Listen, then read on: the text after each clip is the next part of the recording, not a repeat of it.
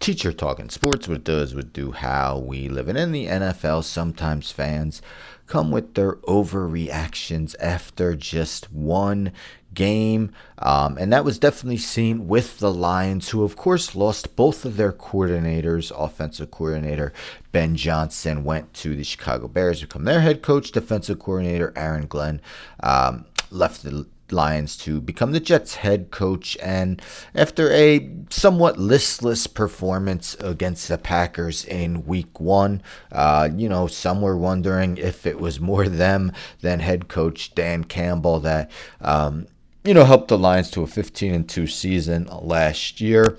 The Lions faced Ben Johnson today, and let's just say their offense was clicking on all cylinders without Johnson.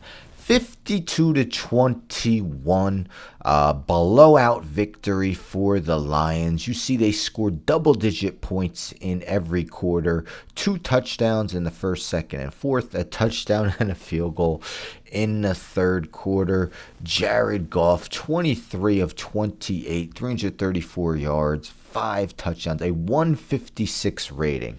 I believe a perfect rating is 156.3. I'm just going to double check that. 158.3. Sorry. Okay, so he came 2.3 shy of a perfect rating. Jahmyr Gibbs rushing touchdown. David Montgomery rushing touchdown. Amon-Ra St. Brown, 3 receiving touchdowns. Jameson Williams, a touchdown. Brock Wright, a touchdown. So just completely dominated the Bears defense. Caleb Williams, decent game, 19-30, 2 touchdowns, and interception, but definitely wasn't enough. And the Bears fall to 0-2. Bears are gonna Bears. We see Jared Goff's career. I believe it was his 136th career game. I believe it's his 136th career game. You see, in his career, he had 3 5-touchdown passing games. Prior to today, 2 of them were with the Lions. So this is his third 5-touchdown game with the Lions and 4th of his career in what was just an awesome performance after, again, somewhat of a subpar game against the Packers. Packers look scary good, beat the Lions and the Commanders.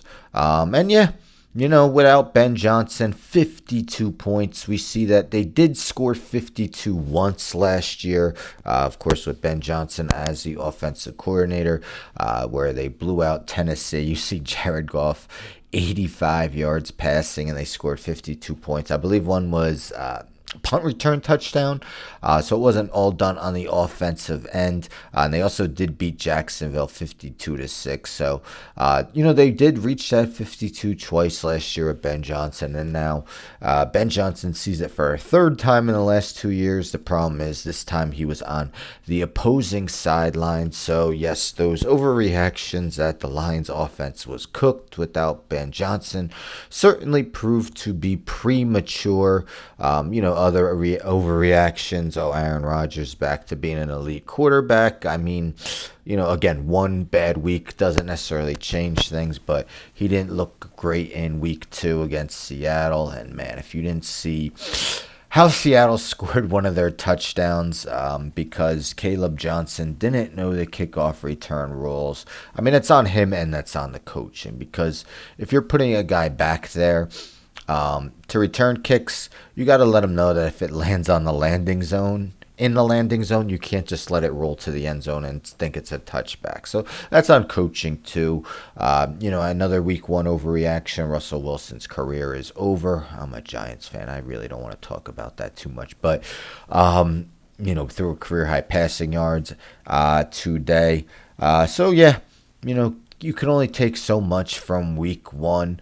And it's a long season. I'm also a Giants fan who remember the Giants starting 0-2, winning the 2007 Super Bowl. Not expecting them to do that again. But anyhow, the Lions, yes, move to 1-1 on the season. Next week, they play Ooh, the Baltimore Ravens. That will be your Monday night game. That is going to be a fun one.